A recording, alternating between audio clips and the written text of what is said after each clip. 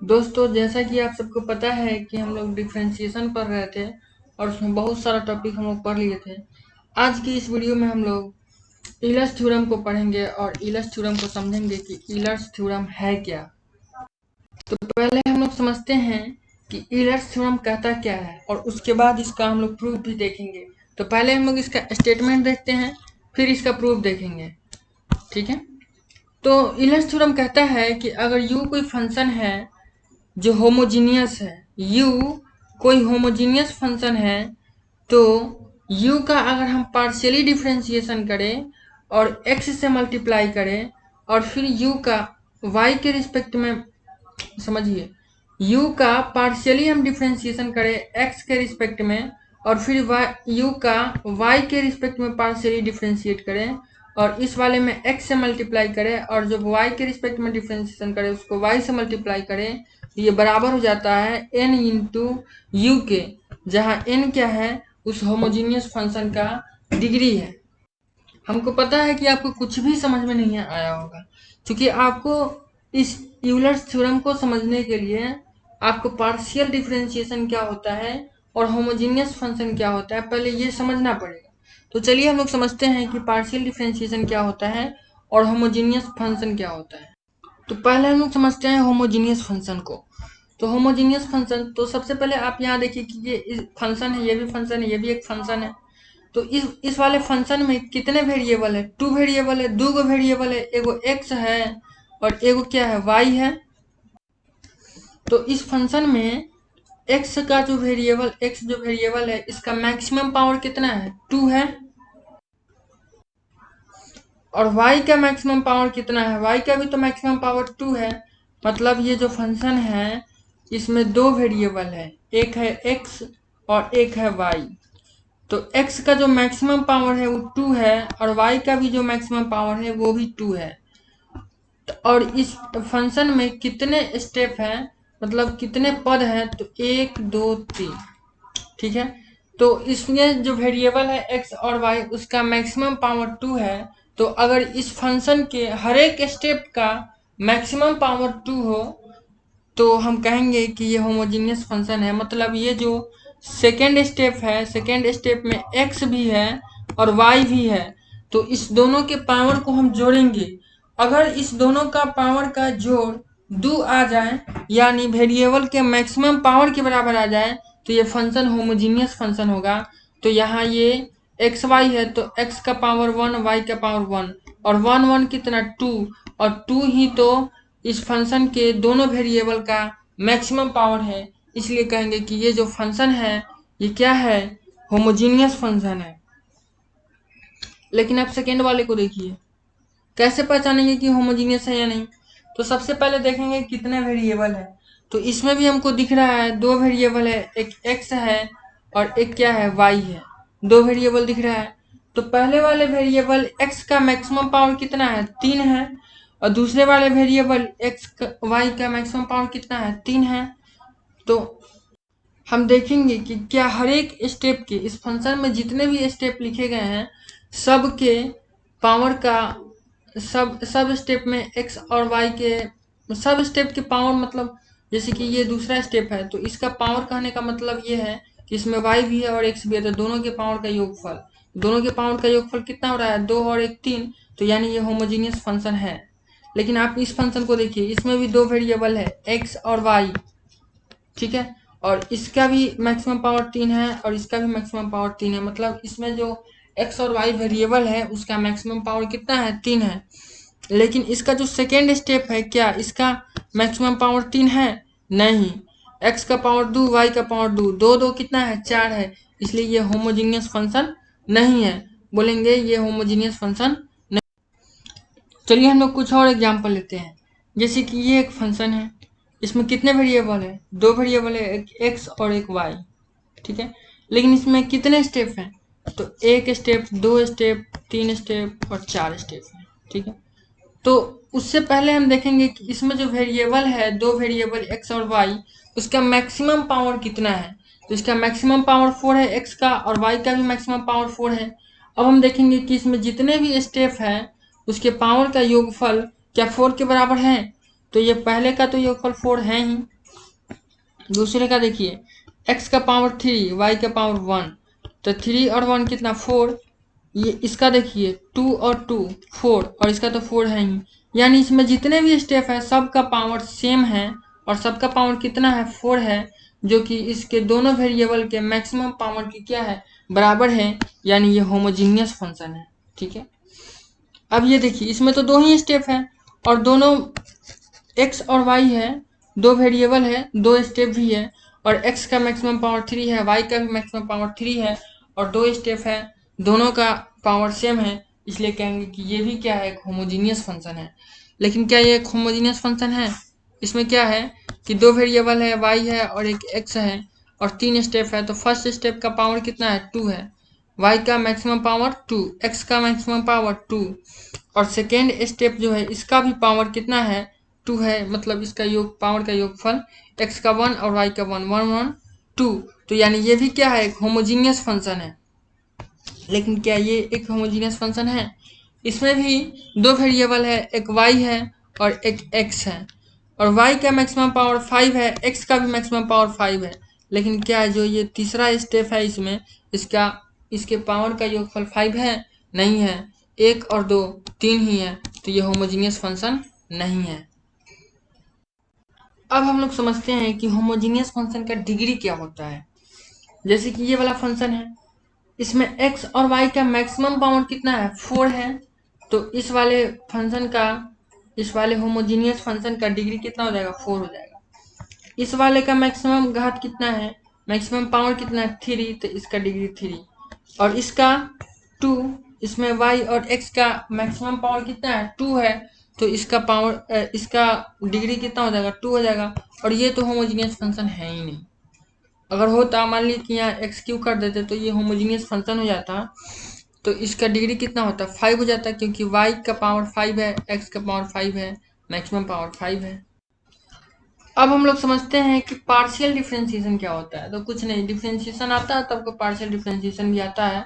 बस सिंपल सा फंडा ये है कि जैसे कि इसमें आपको 2 वेरिएबल दिख रहा है, अगर हम इसको x के रिस्पेक्ट में पार्शियली डिफरेंशिएट करें तो इसके लिए x ही केवल वेरिएबल होगा, y क्या हो जाएगा कांस्टेंट हो जाएगा। यानी अगर हम इसको x के रिस्पेक्ट में डिफरेंशिएशन नॉर्मली करते, अगर पार्शियल नहीं करते, तो इसके लिए दो वेरिएबल था, एक x था और एक y था, दोनों को हम वेरिएबल लेते हैं। ठीक है, लेकिन अगर हम इसको पार्शियली डिफरेंशिएट करें, अगर x के रिस्पेक्ट में पार्शियली डिफरेंशिएट करें तो y हो जाएगा कांस्टेंट, और अगर y के रिस्पेक्ट में पार्शियली डिफरेंशिएट करें तो x हो जाएगा कांस्टेंट इसके लिए। यानी बस जो डिफरेंशिएशन का फंडा है वही यहाँ पे अप्लाई होगा।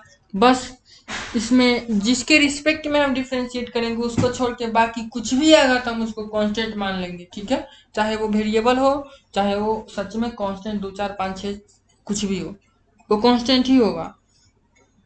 तो बस आपको पता कैसे चलेगा, जैसे कि अगर हम लिख दे D X Y D Y, तो इतना डिफ्रेंशिएशन बता रहा है तो हमको पता कैसे चलेगा कि पार्शियल डिफ्रेंशिएशन है कि नॉर्मल डिफ्रेंशिएशन है। बस इसीलिए इसको हम डी जो इसमें लिखते हैं इस तरीके से घुमा देते हैं, d x by d y कर देते हैं थोड़ा टेढ़ा, ताकि हमको पता चल जाए कि ई वाला जो डिफ्रेंशिएशन है ना, ये पार्शियली डिफ्रेंशिएट किया गया है।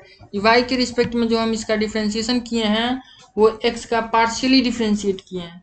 तो कुछ एग्जाम्पल दिखाते हैं, जैसे कि मान लीजिए कि हमको इसका डिफ्रेंशिएट करना है, डिफ्रेंशिएशन करना है, पार्शियली डिफ्रेंशिएशन करना है, पार्शियल डिफ्रेंशिएशन करना है एक्स के रिस्पेक्ट में, तो क्या हो जाएगा एक्स क्यू का डिफ्रेंशिएशन कितना हो जाएगा 3x² हो जाएगा, माइनस वाई का डिफ्रेंशिएशन कितना होगा वाई क्यू का, वाई क्यू तो इसके लिए कांस्टेंट हो गया तो 0 हो जाएगा, तो यानी इसका डिफ्रेंशिएशन आ जाएगा 3x²।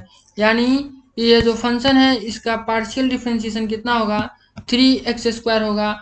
और इसको कैसे डिनोट करेंगे वो भी आपको बताते हैं। जैसे कि ये फंक्शन है, ये वाला जो फंक्शन है, हम अगर इसको मान ले कि y बराबर, y तो इसमें है ही, और मान ले कि z बराबर इतना है, तो हम इसको लिखेंगे del z by del x. ये जो पार्शियल डिफ्रेंशिएशन का डी होता है इसको हम डेल पढ़ते हैं। ठीक है, तो इतना बराबर कितना हो जाएगा 3x²। तो हमको उम्मीद है कि आप पार्शियल डिफरेंशिएशन समझ गए होंगे। फिर भी हम एक और एग्जांपल इसी में जो है उससे एक और डिफ्रेंशिएशन करके बता देते हैं कि जैसे कि ये वाला फंक्शन है, अगर हमको इसको डिफ्रेंशिएट करना है पार्शियली y के रिस्पेक्ट में करना है तो हम इसको लिखेंगे, जैसे कि अगर ये मान ली कि z बराबर इतना होता तो हम इसको लिखेंगे del z by del y बराबर, अब y के रिस्पेक्ट में हम डिफ्रेंशिएट कर रहे हैं तो इस y का डिफ्रेंशिएशन कितना हो जाएगा 2y, और 2x तो कांस्टेंट हो जाएगा तो बाहर निकल जाएगा तो प्लस 2x, और y का डिफ्रेंशिएशन 1 हो जाएगा और प्लस x तो कांस्टेंट है तो 0 हो जाएगा। तो कितना हो जाएगा 2 इंटू एक्स प्लस वाई हो गया। यही हुआ इसका पार्शियली डिफ्रेंशिएशन। तो हमको उम्मीद है कि आपको होमोजीनियस फंक्शन और पार्शियल डिफ्रेंशिएशन बहुत अच्छे से आ गया होगा। अब आप बहुत आसानी से यूलर्स थ्योरम को समझ सकते हैं और इसको प्रूव भी कर सकते हैं, जो हम आपको करके दिखा रहे हैं अभी। तो हम लोग एक बार फिर से समझते हैं कि यूलर्स थ्योरम कहता क्या है, इसका स्टेटमेंट क्या है। तो यूलर्स थ्योरम कहता है कि u एक होमोजीनियस फंक्शन है जिसका डिग्री कितना है n है, ठीक है, और ये कितने वेरिएबल में है, दो वेरिएबल x और y, मतलब x और y में एक फंक्शन है जो कैसा फंक्शन है, होमोजीनियस फंक्शन है और उसका डिग्री n है, मतलब x का और y का मैक्सिमम पावर कितना होगा, n होगा। तो उसका जब हम उसको इस तरीके से पार्शियली डिफ्रेंशिएट करेंगे x के रिस्पेक्ट में और उसका मल्टीप्लाई करेंगे x से और फिर पार्शियली डिफ्रेंशिएट करेंगे y के रिस्पेक्ट में और उसका मल्टीप्लाई करेंगे y से, तो वो बराबर हो जाएगा n इंटू यू के, जहाँ n क्या है उस फंक्शन का ऑर्डर है, डिग्री है, और y क्या है वो फंक्शन है। यानी u कुछ इस तरीके से होगा, u बराबर x का पावर n प्लस y का power n minus 1 into x plus x का पावर n, सॉरी y का पावर n। इस तरीके से कोई, इसमें बहुत सारे स्टेप हो सकते हैं, हम इसको 3 ही स्टेप में बनाए हैं लेकिन इसमें बहुत सारे स्टेप हो सकते हैं। इस तरीके का कोई फंक्शन होगा, ये होमोजीनियस फंक्शन है जो कि इसमें सारे, इसमें जो x का पावर है वो n है, y का पावर भी n है, और इसका जो सेकेंड पद है उसका पावर भी मैक्सिमम पावर, उसका पावर का योगफल, जैसे कि y का पावर n माइनस 1 है और x का पावर 1 है, तो दोनों को जोड़ेंगे तो n हो जाएगा। यानी सब जितने स्टेप है सबका पावर सेम है, वो कितना है n है, तो इसलिए ये एक होमोजीनियस फंक्शन है और कितने ऑर्डर का है, कितने डिग्री का है, तो n डिग्री का है, ठीक है। तो जब हम इस फंक्शन u को पार्शियली डिफ्रेंशिएट करेंगे x के रिस्पेक्ट में और उसका मल्टीप्लाई x से करेंगे और फिर इसी फंक्शन को y के रिस्पेक्ट में डिफ्रेंशिएट करेंगे पार्शियली और y से मल्टीप्लाई करेंगे और दोनों को जोड़ देंगे तो वो बराबर हो जाएगा n इंटू यू के, जहाँ n क्या है उस फंक्शन का डिग्री है और u क्या है वो फंक्शन है, ठीक है। अब आपको बहुत अच्छे से समझ में आ गया होगा कि यूलर्स थ्योरम कहता क्या है। अब इस चीज को हमको प्रूफ करना है कि यूलर्स थ्योरम जो कहा है वो बात सही है, इस चीज को प्रूफ करके दिखाइए।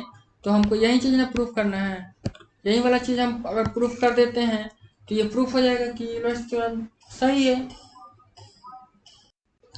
चलिए इसका प्रूफ देखते हैं। तो प्रूफ में हम क्या करेंगे, u को एक फंक्शन मान लेंगे, u बराबर क्या है a1 इंटू एक्स का पावर अल्फा 1 y का power beta 1 plus a2 into x का पावर अल्फा 2 y का पावर बीटा 2 अब प्लस a3 इंटू एक्स का पावर अल्फा 3 y का power beta 3 plus dot dot dot n तक आगे तक जाएगा।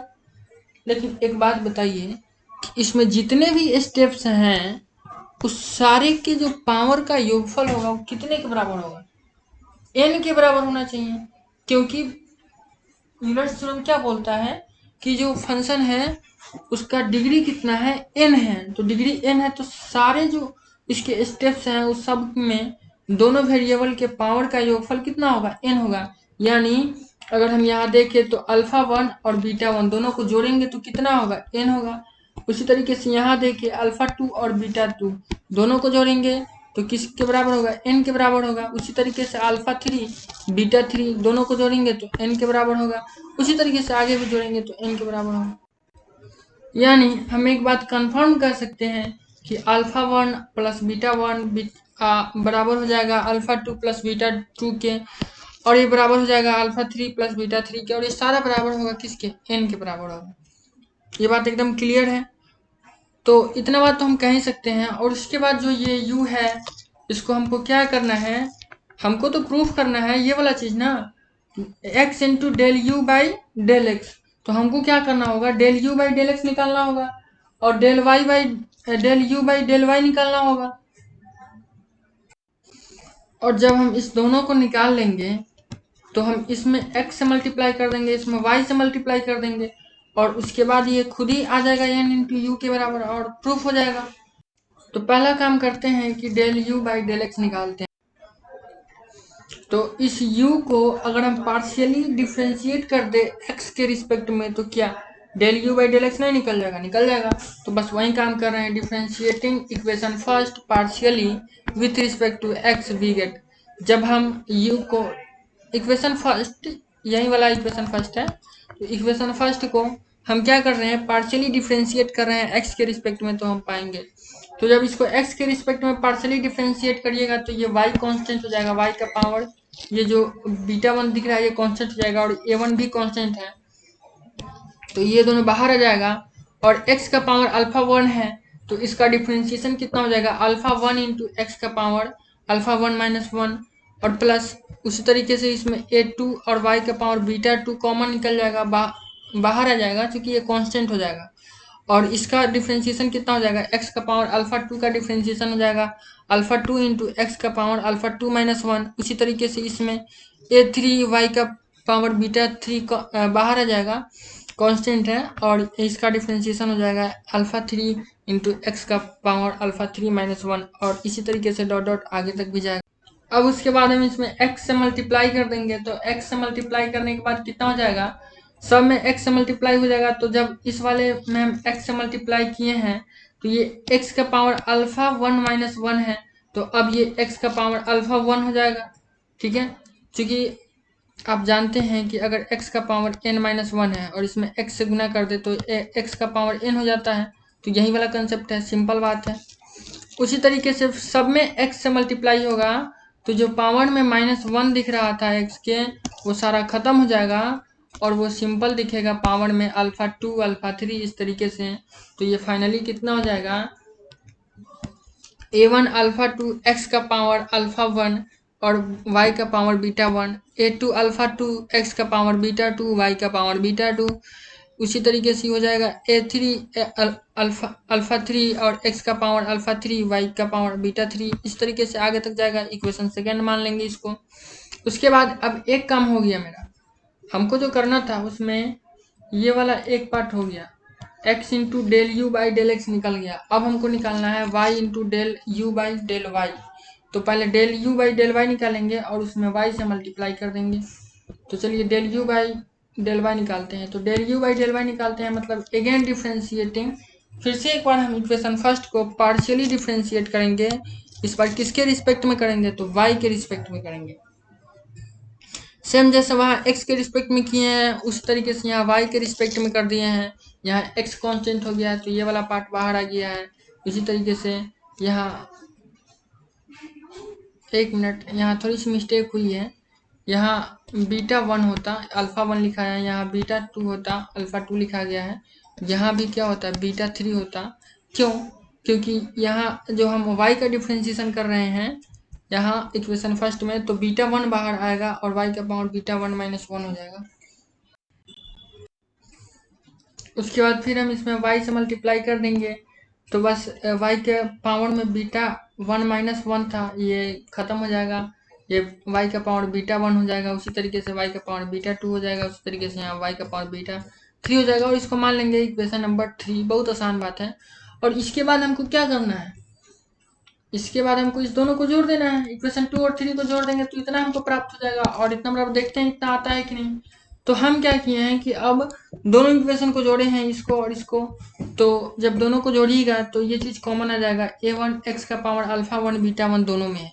आप खुद से देखिए इसमें क्या दिख रहा है, a1 दिख रहा है, बीटा 1 दिख रहा है, और x का पावर अल्फा 1 दिख रहा है, y का पावर बीटा 1 दिख रहा है। लेकिन ये वाला चीज़ और ये वाला चीज़ और ये वाला चीज़, मतलब ये तीनों चीज़ दोनों में आपको दिखेगा। इक्वेशन 2 में भी और इक्वेशन 3 में भी। अब खुद से देखिए a1 है, इसमें x का पावर अल्फा 1 है, y का पावर बीटा 1 है, ठीक है। और इस वाले इक्वेशन में भी देखिए a1 है, x का पावर अल्फा 1 है, y का पावर बीटा 1 है। उसी तरीके से इसमें a2 है, x का पावर अल्फा 2 है, y का पावर बीटा 2 है। और इसमें भी क्या है, a2 है, x का पावर बीटा 2 है और y का पावर x का पावर अल्फा 2 है, y का पावर बीटा 2 है। बस अंतर क्या है कि इस वाले जो पहले वाले जो इक्वेशन इसमें अल्फा 2 है, तो उसकी जगह पर यहाँ बीटा 1 है, मतलब यहाँ अल्फा 1 होगा। अल्फा 1 है तो यहाँ बीटा 1 है, यहाँ अल्फा 2 है तो यहाँ बीटा 2 है, यहाँ अल्फा 3 है तो यहाँ बीटा 3 है। बस यही अंतर है। तो जो दोनों में कॉमन है उसको हम कॉमन निकाल लिए हैं। a1 अल्फा का x का पावर अल्फा 1, बीटा का पावर y का पावर बीटा 1। तो ये कितना हो जाएगा, दोनों को चूंकि जोड़ना है इसलिए हो जाएगा अल्फा 1 प्लस बीटा 1। और उसी तरीके से फिर इसमें से कॉमन निकल जाएगा a2 x का पावर अल्फा 2, y का पावर बीटा 2 और ये बच जाएगा अल्फा 2 प्लस बीटा 2। इस तरीके से ये और आगे तक इसी तरीके से जाएगा, ठीक है। तो आप एक चीज़ देखिएगा कि हम लोग उस समय क्या निकाले थे कि alpha 1 plus beta 1, beta 2 plus sorry alpha 1 plus beta 1, alpha 2 plus beta 2, alpha 3 plus beta 3, ये सारे n के बराबर होते हैं। आप खुद से देखिए, यहाँ हम लोग इस चीज़ को डिफाइन किए थे कि अल्फा 1 प्लस बीटा 1 बराबर होता है अल्फा 2 प्लस बीटा 2 के बराबर होता है अल्फा 3 बीटा 3 के, और सब के बराबर कितना होता है, n होता है।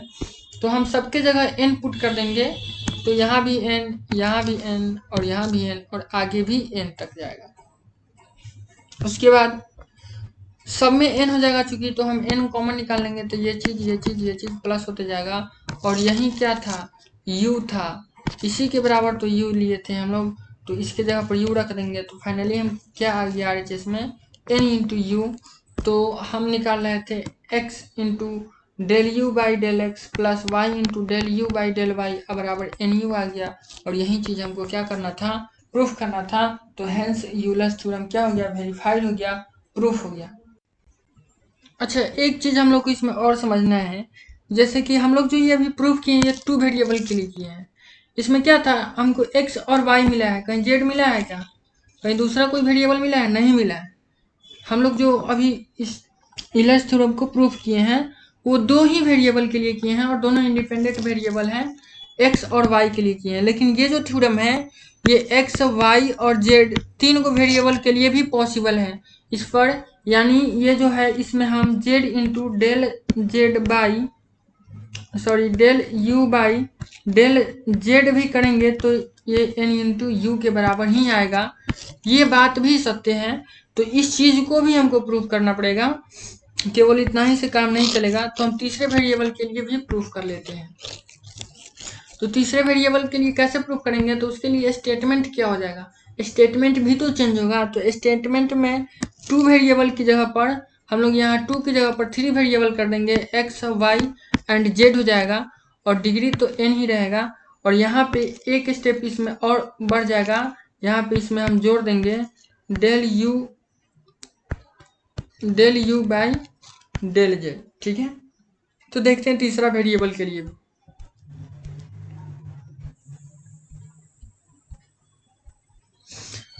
तो फॉर 3 वेरिएबल हम लोग देख रहे हैं, इसमें स्टेटमेंट क्या है, let u is a homogeneous function of 3 independent variable x, y and z, degree n हो जाएगा। और देन तो x into del u by del x plus y into del u by del y plus z into del u by del z बराबर n u होगा। ये statement कहता है, इसी चीज़ को प्रूफ करना है। तो सिंपल बात है, जैसे 2 वेरिएबल के लिए किए हैं उसी तरीके से इसमें 3 वेरिएबल के लिए कर लेंगे। अंतर यह है कि जो हम इस बार u मानेंगे उसमें 3 को वेरिएबल हमको लेके चलना होगा, एक x, एक y और एक z, ठीक है। इसी तरीके से सब में, ठीक है। बस उसके बाद से हम अल्फा 1 इसका पावर मानेंगे, इसका बीटा 1 मानेंगे, तो इसका गामा 1 मान लेंगे। तो इस यहाँ अल्फा 2 हो जाएगा, बीटा 2 हो जाएगा, गामा 2 हो जाएगा। इसी तरीके से हम एक u फंक्शन डिफाइन कर लेंगे जो क्या हो, होमोजीनियस हो। तो अब यहाँ क्या होगा कि alpha 1 plus beta 1 plus gamma 1 बराबर n होगा। उसी तरीके से alpha 2 plus beta 2 plus gamma 2 बराबर n होगा। बस सेम है, एक वेरिएबल बढ़ा देना है। उसके बाद फिर उसी तरीके से हम इक्वेशन फर्स्ट को पार्शियली एक बार x के रिस्पेक्ट में डिफ्रेंशिएट करेंगे तो इतना हो जाएगा, इतना हो जाएगा।